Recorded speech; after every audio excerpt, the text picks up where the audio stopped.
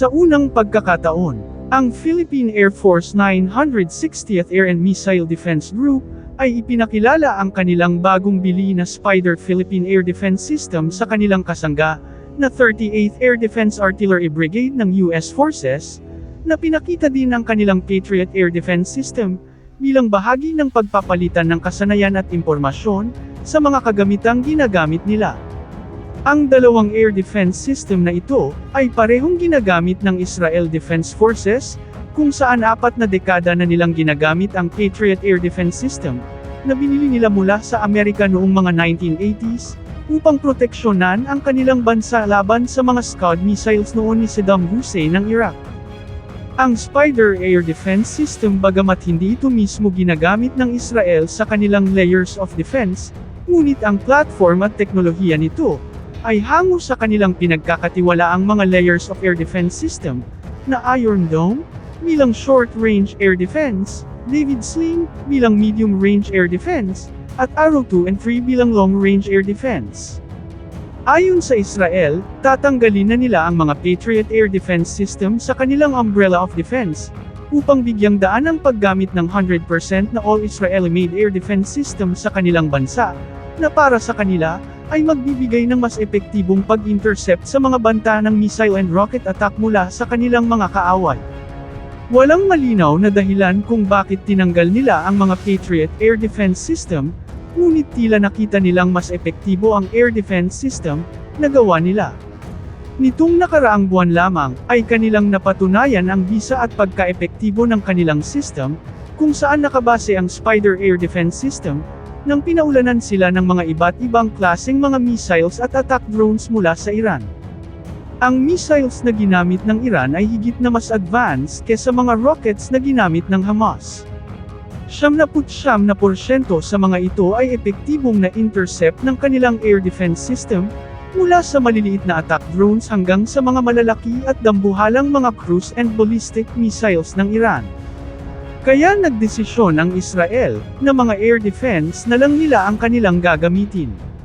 Ang mga Patriot missiles na ito ay maaring ibebenta ng Israel sa ibang bansa na mangangailangan sila ng permiso mula sa Amerika, o ibebenta nila ito pabalik sa Amerika, na pwede din e-transfer ng Amerika sa kanyang mga kaibigang bansa, tulad ng Taiwan, Ukraine, o Pilipinas.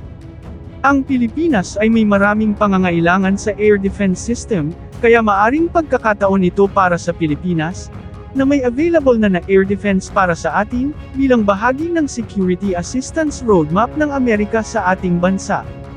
Ang Patriot Missile System, bagamat pinalitan ng Israel, ay hindi nangangahulugang mas may kakayahan ang Iron Dome kesa Patriot.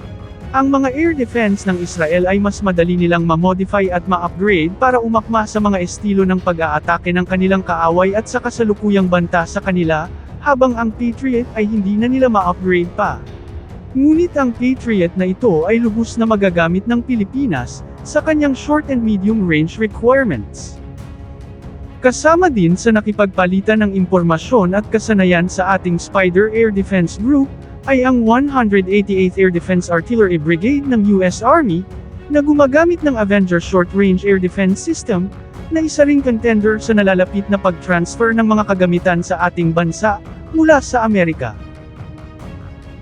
Ang mga mandirigma mula sa US Army 2nd Battalion, 27th Infantry Regiment, na gumagamit ng kanilang TOW and Javelin anti-tank missiles at M4 Carl Gustaf recoilless rifles, kasama ang mga mandirigmang Philippine Army 7th Infantry Division, Scout Ranger Regiment, at Light Reaction Regiment, ay nagsasanay sa pag-neutralize ng mga battle tank.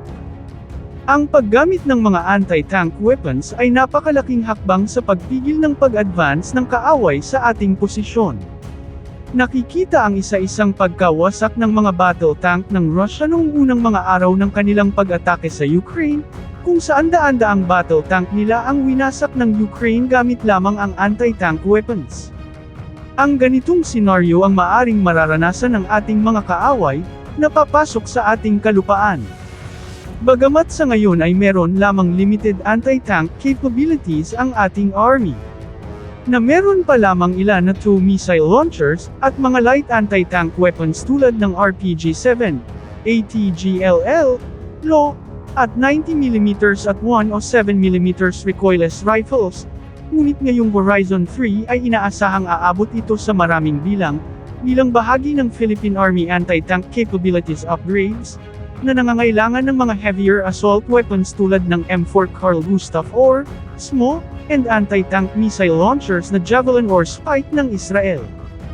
Ang SMO ay isang anti-tank at bunker buster, na sumisira ng mga fortification structure ng kaaway, sa pamamagitan ng paggamit ng dual-mode rockets, at high-explosive rockets para sa mga battle tank.